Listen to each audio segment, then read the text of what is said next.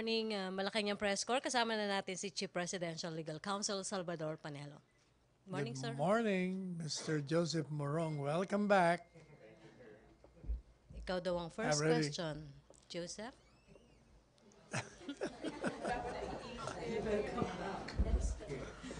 So you had a late dinner with the president, you said? You The had other a night, yeah. Can you share some policy directions you might have talked about first? puro lang ano yun, chika. Okay. So Galing kami, galing kasi kami sa official courtesy call of MNLF Chairman Nur Miswari and ano ba yan, yung MWSS. Saka yung mga Maynila at saka Manila Water. Okay. Doon kami galing doon. all right, sir. Can I focus on Chairman Miswari? Yesterday, he said that the Chairman Miswari said something like, if the federalism won't prosper, he's prepared to go to war. How are we taking that kind of statement from the chairman? Maybe I can respond to that by sharing to you the response of the president.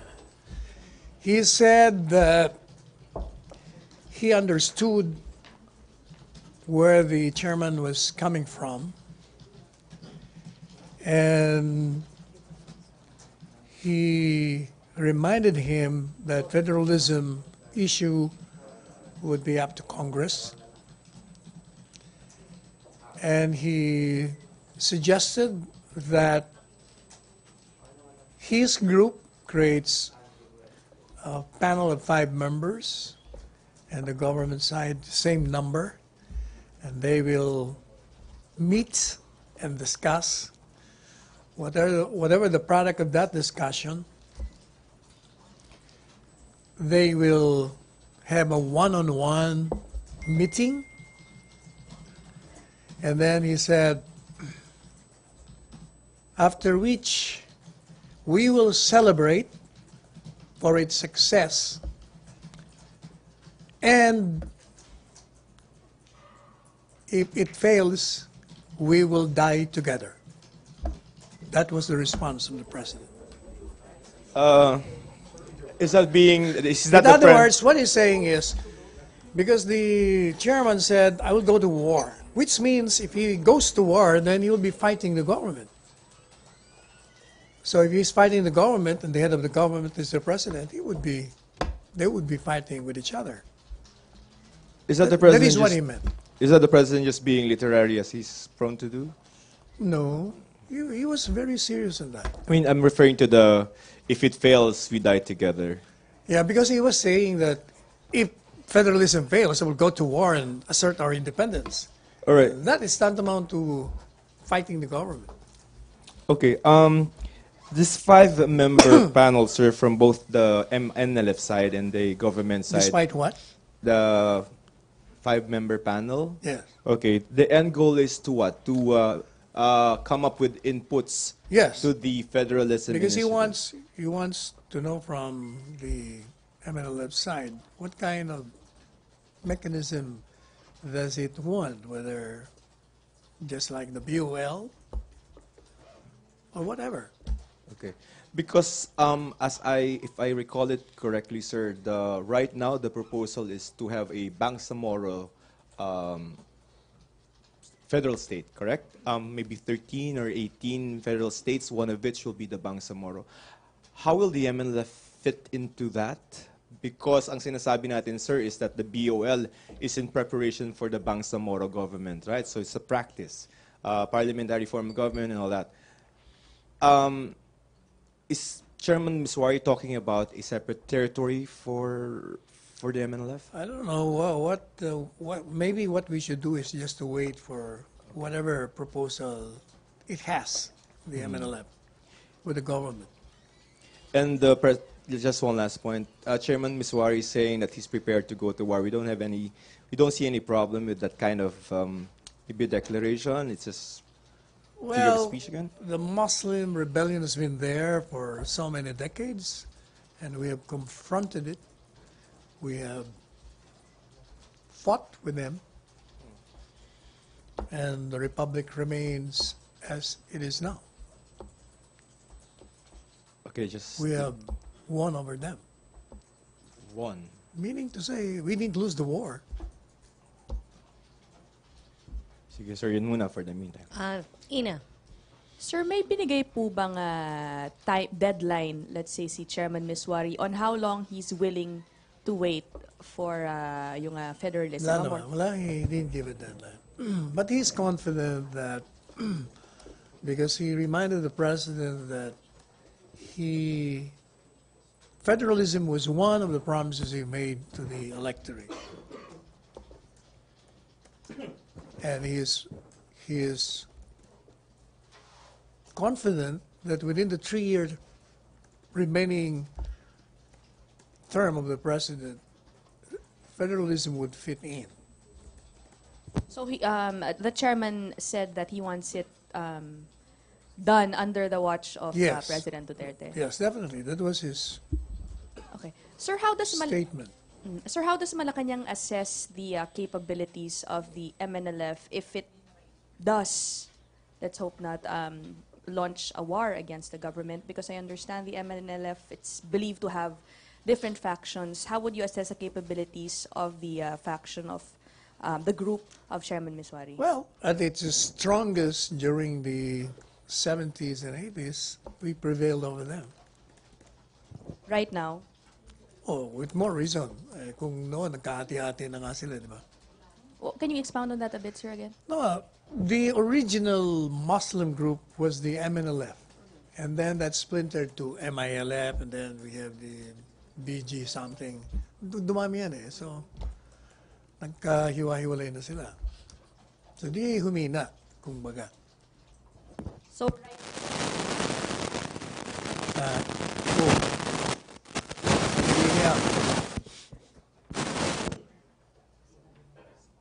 mahina sila ngayon. That's what you're saying. If they do, If you will compare it to the original United Front,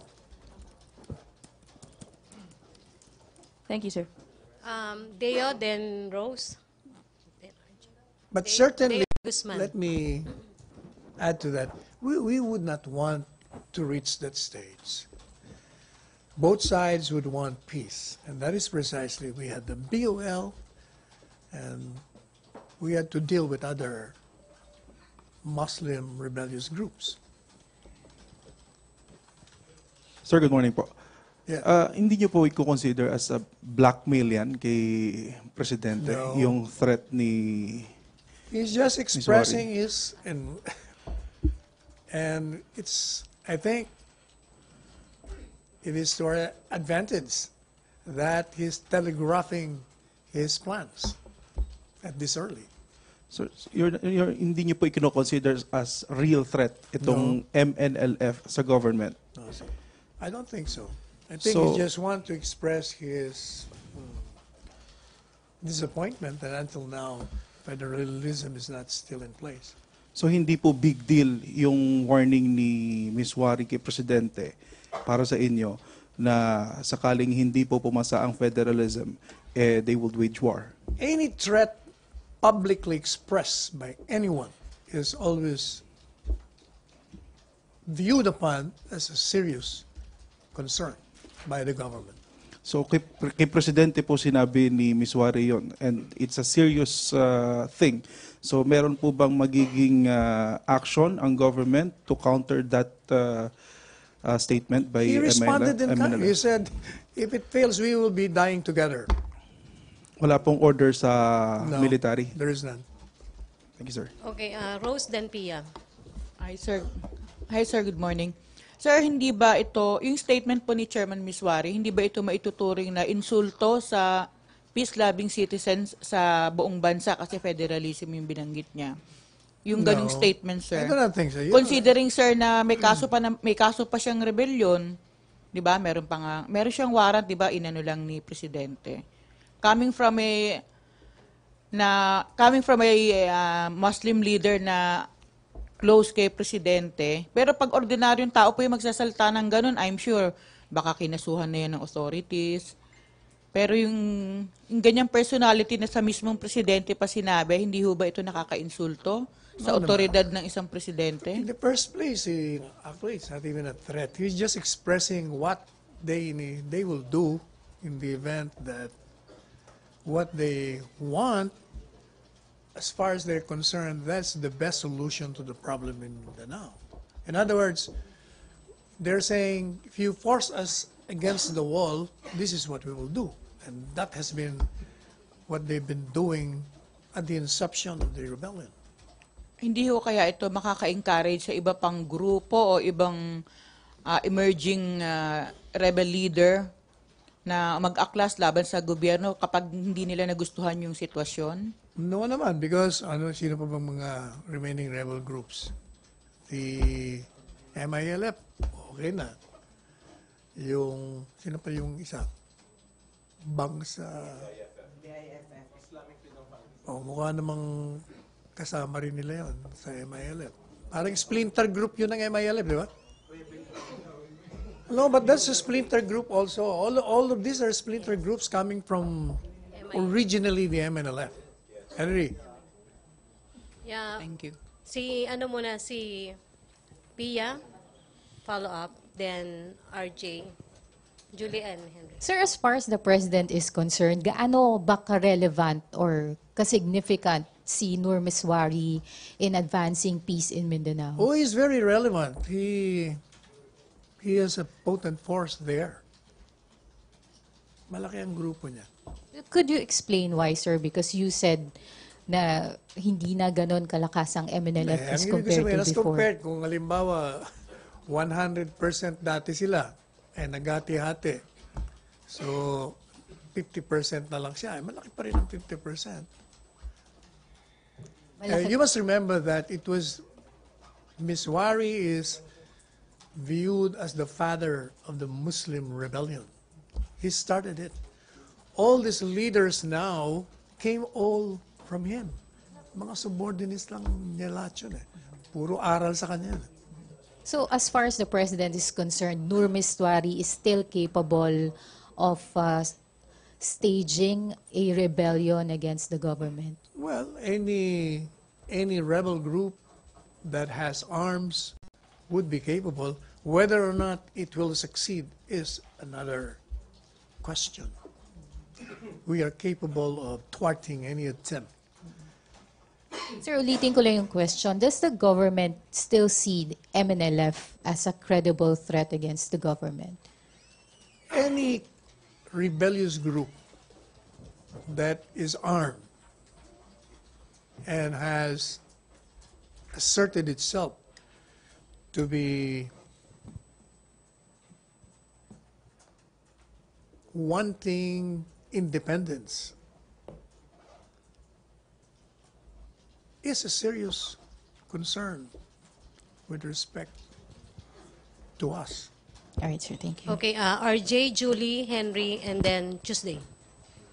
Sir, the creation of a panel was the president's suggestion, right?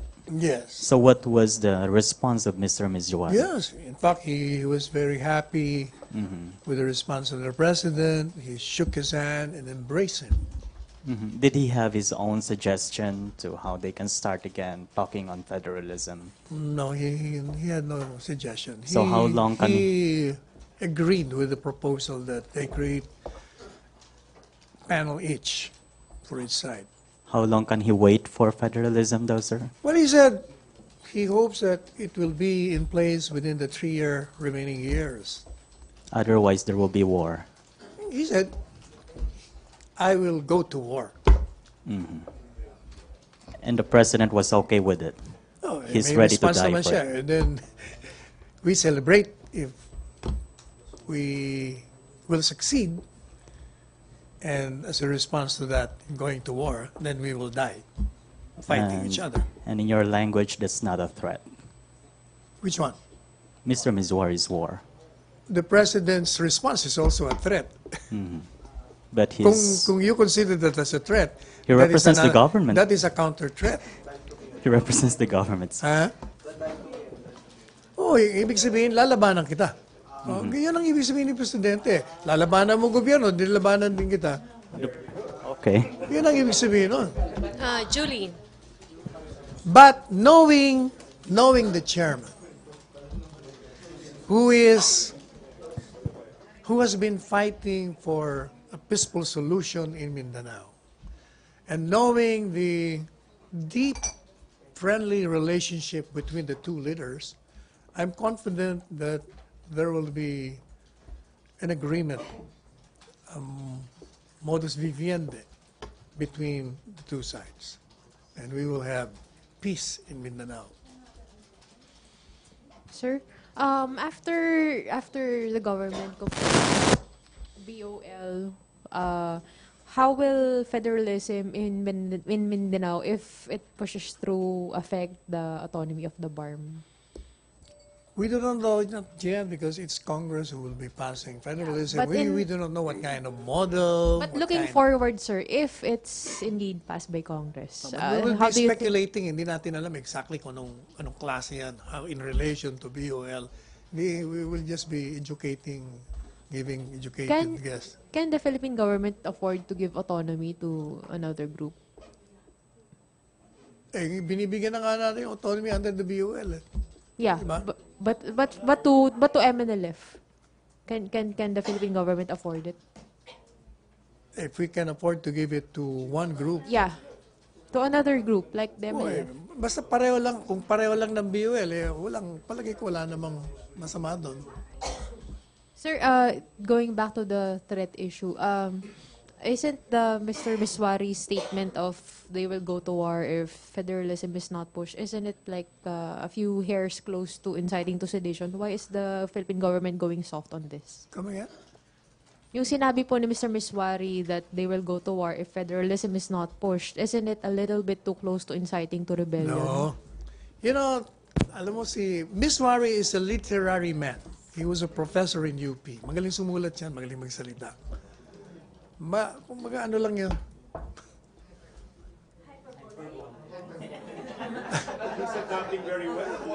Magaling siyang pumili ng mga salita. Eh magaling din pumili ng salita si Presidente. Ang ganda rin ng sagot eh. In fact, I was telling him, I like your response. So we Kaya should pati si Miss Wari, believe din sa response. Ang galing. we should not take it literally, sir. Sir, hindi dapat gawing i-take literally Between yun. friends, I think okay lang yung dalawa. Eh, magkaibigan naman talaga yung dalawang yun ever since. Okay, still on Miss Wari, Henry, and Tuesday, and Ace. I mean, Raymond. Henry. Secretary. I'm here, sir. Oh, eh, bakit ba nandiyan ka ngayon?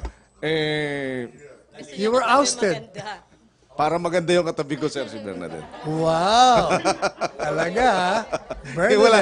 Wala na akong ma-adlib, sir. Ha? Anyway, BIFF, you said, kasama nila, meaning ng MILF. Is that what you're saying? Ang alam ko galing sila dyan. Sa Okay. MI. MI. Ang anak ng MI yan. So, anak ng MI, pero hanggang ngayon ba kasama pa ng MI ang Hindi ko BIFF? alam. Isa lang naman ng mga paniniwala ng mga yan, di ba? But- Parang ang pagkakalam ko, kaya lang nagkakaroon ng split. Not because of ideology, but because of question of leadership. Pilipino, di ba? Mga Pilipino. Sa Amerika, ang daming grupo, puro naman Pilipino, ang daming organization. Oh, pero as far as the policy is concerned, ano ang talagang pagtingin ninyo sa BIFF? Para pareho yan, rebellious groups. Kaya nga ginagawa ni Presidente, kinakausap niya lahat. Okay.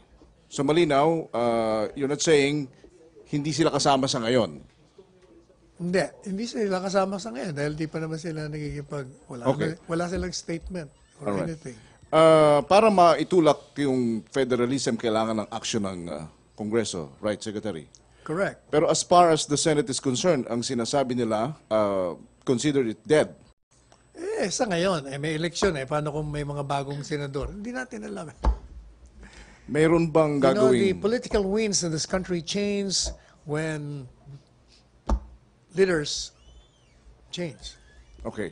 May gagawin bang pakiusap ang Pangulo sa membro ng Kongreso at Senado para ma-accommodate itong gusto ni Ginoong Miswari? The President has already made his statement on this ever since. Kampanya pa lang alam na nila. So alam na ng mga senador We will leave it to them. Okay. Last question. Paano tatanggapin ng buong bayan yung banta ni Ms. Wari? Seryoso o hindi? Buong bayan, not the president, not the palace. Hindi natin alam kung how the people will react to that. Hindi, pero Some would be taking it as an empty threat. Some as a rhetoric threat. Depende kung anong tingin. Hindi, pero as far as... Malalaman natin yan kung anong feedback after mailagay sa dyaryo. How people will react. Okay, but you as a lawyer, as a spokesperson, seryoso ba ito o hindi? Sa akin, at tingin ko, he was just expressing his sentiment, his disappointment that a campaign promise has not been fulfilled as of this time. Yun lang, parang yun lang ang dating sa akin. So seryoso? Seryoso yung disappointment niya. Whether the threat is real or not is another thing. All right. Thank you. Okay, still on Ms. Wari, Tuesday, Bombo, Pia, and then Ace.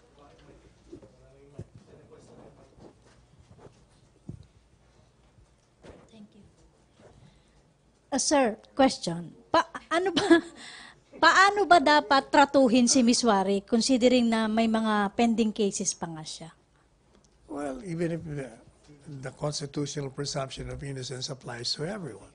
So as far as the law is concerned, he's presumed innocent. So you deal with him as an innocent man. And how special is Ms. Wari to the President, sir? Everyone to the president is special because lang. he respects every citizen of the land.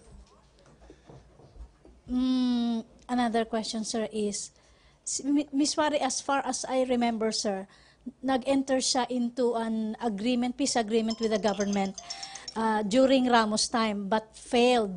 At Ramos time ba o panahon pa ni Marcos yun? Ramos, sir. Tapos, sir, hindi naging matagumpay, and in fact, yung mga kasamahan niya, nagalit sa kanya, nag-a-class, kaya nagkaroon ng MILF. So, paano natin pwedeng pagkatiwalaan si Ms. Wari ngayon? Bakit si Ms. Wari may kasalanan nun? Yung credibility, sir. For a... Hindi, tingnan muna. Why? Kasi he entered into an agreement and some of the leaders disagreed with him. Yeah. That's why they split.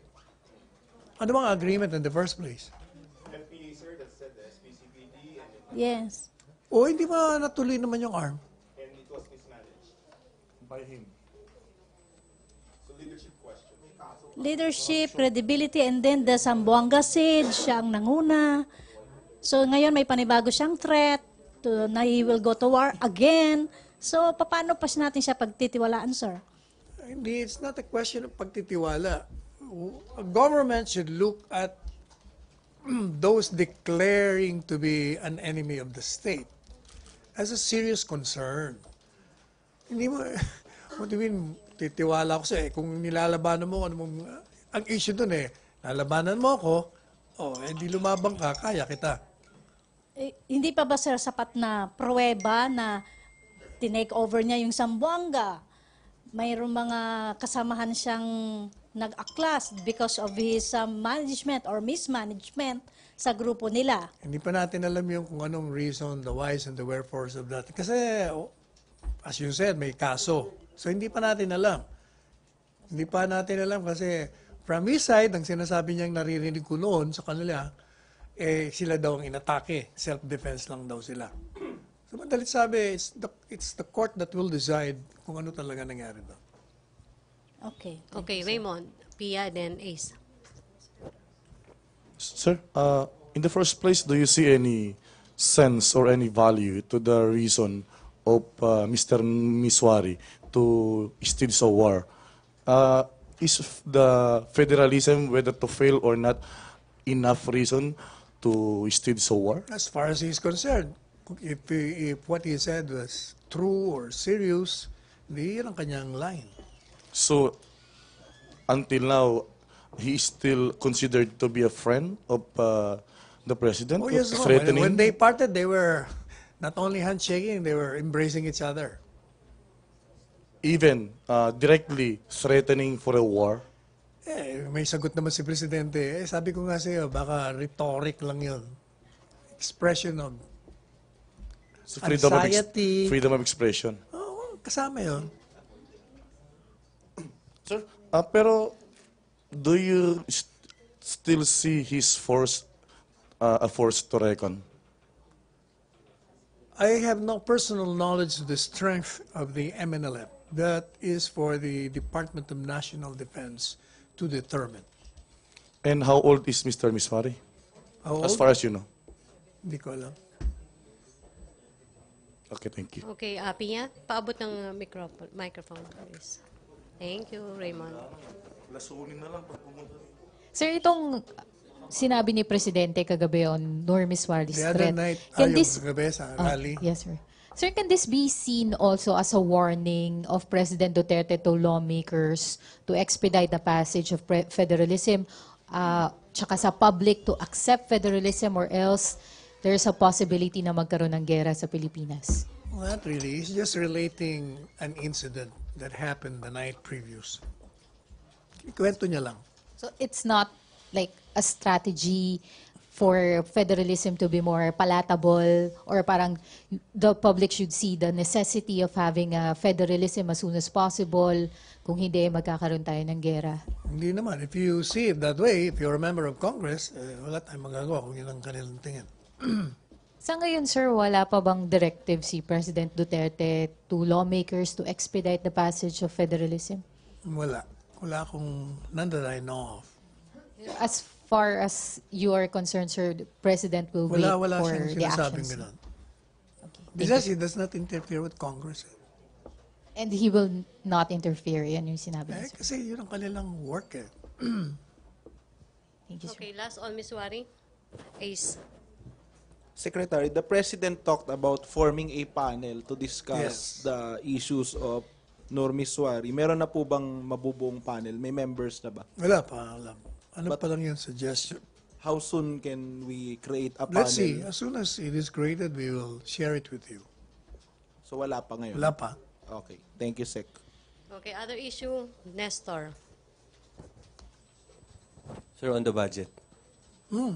Senate Majority Leader Mig Subiri is urging Malacañang to quote, exert pressure on the House of Representatives to finally end the impasse on the 2019 national budget. While ako, Bicol Representative Alfredo Garbin said the President should issue a quote, strong pronouncement, unquote, to break the budget impasse. You mentioned before, sir, that Malacañang will not make any move after Congress leaders failed to reach a consensus It won't. following their meeting with President Duterte. But you also mentioned in your previous press briefing that the President could always persuade if national interest is at stake. So what's your take now, sir? Well, the President is not making any move.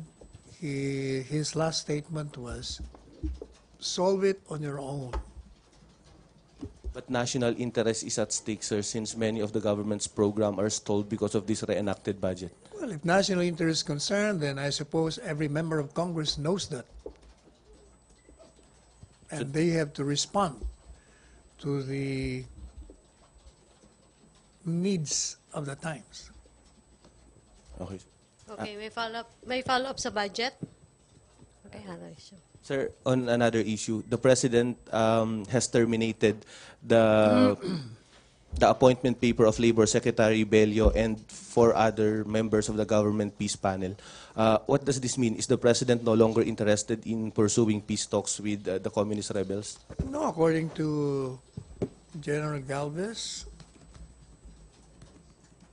new panels will be created, localized, with sectoral representatives, local government units, and military.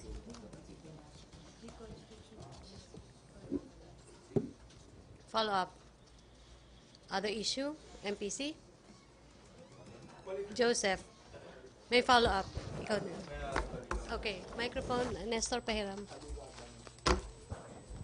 So, sir, yung kay Chairman Nur, so this is another set of peace talks? Yes, in a way, yes. They will be discussing how to solve the lingering rebellion in that part of the archipelago. Ate, shift ako. May Ate, follow-up pa? ate na ngayon tawag mo kaya, no? Ate tanong. Miss Okay. Ignacio? Ate, Ate na lang. ate. Yusek, si Yusek Ate Ignacio. ka na I'm so ngayon, ha? sorry. Pardon me, Yusek Ignacio. Can I shift Ate to lang. another topic? Sir, yung 1 billion na shabu na nakita na huli sa Muntinlupa, and may mga Chinese na mga Hindi ko yata alam yan. Kailan yan? Kahapon? kahapon, sir. Weekend. 1 billion, sir, worth of shabu. Yung Muntinlupa? Oh, sir. Isa sa isang mall, and then there's a follow-up operation in a subdivision where they got the remaining shabu. In total is 1 billion, sir. Chinese yung mga suspects. Question, sir. Why are they very comfortable to conduct their operations here, given that we have a very aggressive drug campaign? Well, I don't know how to respond to that because it's a question of why are they comfortable. I don't even know whether or not they're comfortable or not. 1 billion, sir, worth of shabu. They have a laboratory here in the subdivision. We will leave it to the PNP, the PDEA, and the AFP Would you, to confront the problem at hand. any help that we're getting from China in terms of maybe apprehending their nationals operating here? Would you come again? Would you consider, sir, cutting the trees instead of the branches? Meaning, how is China helping us with this problem? Because they're a friend. From what I know is Chinese government and our government are exchanging intelligence information with respect to terrorism and war against drugs and piracy. So they're helping us naman. Oh, yes. Okay, sige po. Ace. Follow up ka, Tina. Follow up ka. Si Tina muna. Oh, Punta sige. ba kayo mamaya sa mga dalawang events, Presidente? Sa Bonifacio? Hindi, dalawa lang. Bakit? Ano yung pangatlo? Di ko alam. Ha? 4, 4:30, and then 7. Good luck to all of us. Hindi, ano yung 4? Yung 4 sa Bonifacio. Meron pa ba sa Libingan? Sa Marawi? Hindi ko alam yung sa Libingan. Alam ko yung sa Bonifacio.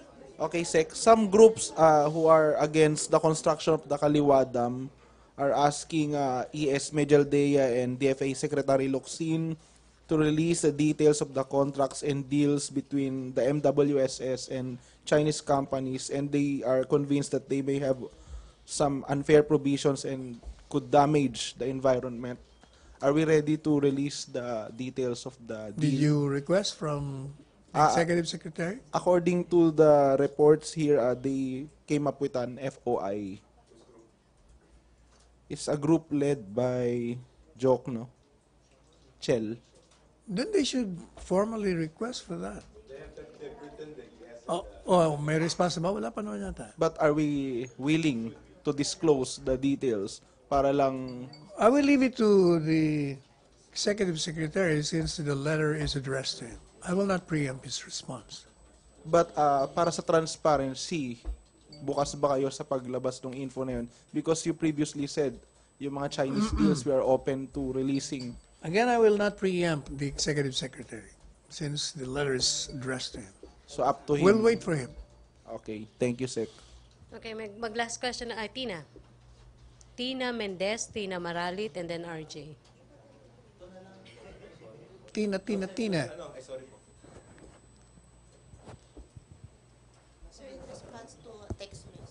Sir, the Philippine Chamber of Commerce and Industry appealed to the government to observe due process in dealing with non-compliance issues related to environmental concerns dun sa Manila Bay rehabilitation. What do they mean by due process? Sir, naapektuhan daw yung businesses dun sa arbitrarily closure ng mga business establishments. Any comment? naapektuhan yung mga businesses pagka... Kasama ba sila doon sa mga non-compliant? Sir, ang appeal lang nila while they support it, sana wag agad-agad isara. Hindi mo po pwedeng mag-aantay tayo kung masyado ng grabe ang problema ng Manila Bay. After all, if they are non-compliant, they're the ones who created the mess themselves. Okay, thank you, sir. Okay, Tina Maralit. Good afternoon, sir. Yes. Hingi lang po ng reaction regarding dun sa comment ni Jose Maria Sison regarding the cancellation of appointments of the peace panel. According to him, this just proves that the president has no real interest in the peace process. And two, it's a tyrannical move brought by his obsession to establish a fascist dictatorship. Your Nasaan reaction, ba yung sir? nagtatanong? Kanina ko pa hinahanap. Sir, dito ako. Hindi kita nakikita. Sir, laki ko hindi mo. Wala, kasi naka-block ka. Tapos block pa yung mic mo, kaya wala akong makita. Anyway. Sir, yun, reaction po dun sa sinabi Ano ba sabi ni Joma? Na the president daw po has no real interest in the peace process by canceling the appointments of the peace panel. And then second, it's a tyrannical move daw po brought by his obsession to establish a fascist He dictatorship. read it wrongly. Kaya nga, there will be creation of many panels, localized. O di lalo na nga, paburusa ka kanila. Thank you, sir. Okay, RJ, Ace, and then last question na tayo kay Henry. On the creation of the peace panel, sir, localized peace panel, right? Who will be the members? From sectoral, there will be sectoral representatives, local government units, and the military. Yung tatlong yan. So what would be the procedure? Ay, hindi ko alam kung ano yung procedure. Basta yun ang sinabi ni Secretary Galvez. Sir, iba pa ito sa task force on the localized peace talks. This is different from that. Hindi ko alam yun. I'll ask him. Kailangan magbigay siya ng... Kailan magsa-start, sir? I'll have to ask him. Hindi ko alam Alright, yung thank you. process niya. Okay, last question na kay Henry. Henry, pahiram na microphone, please. Joseph? Hindi ka na magtatanong. Ikaw, hindi na ako. Secretary, may mabigat na pahayag si Senator Pampilo Lacson sa mga congressman regarding the national budget. Sa mga kongresista na paulit-ulit sa pagsasabi na vendetta ang aking motibo sa pag-atake sa pork barrel nila sa 2019 pambansang budget. Tama po kayo, sukdulang galit sa vendetta o nabendetta ko na nga yan sa mga katulad ninyong ganid at walang kabusugan sa pera ng mamamayang Pilipino. Then they should respond to the statement of Mr. Lacson. Why should you be asking us of how they feel, of how they will react It is because to ang involved ho rito ay 2019 national budget. that? Yeah, I know, but that's the conflict is among themselves. They have to resolve that. You think may mga ganid at walang kabusugan sa pera mga congressman na nagpapadelay ng approval ng As budget? far as Mr. Lacson is concerned, as far as we're concerned, all of them are honorable men and women of Congress. Honorable. Unless they prove otherwise. According to Mr. Joseph Morong, they're honorable and angry. Angry. Angry. So hindi kayo naniniwala dito sa sinasabi ni Senator Ping? Everyone is entitled to his opinion. If that is his impression of members of Congress, then we should respect his opinion on them. I do not know what is the opinion of the members of Congress vis-a-vis him. It's between them, hindi kami makikialam niya. All right. Thank you. Okay, maraming salamat. Wala nang tanong. MPC, thank you, Chief Presidential Legal Magkita tayo Counsel mamaya. Salvador Panelo. Thank you, Malacañang Press Corps. Back to our main studio sa Bakit Radyo naman? Pilipinas Ano? and People's Television Network.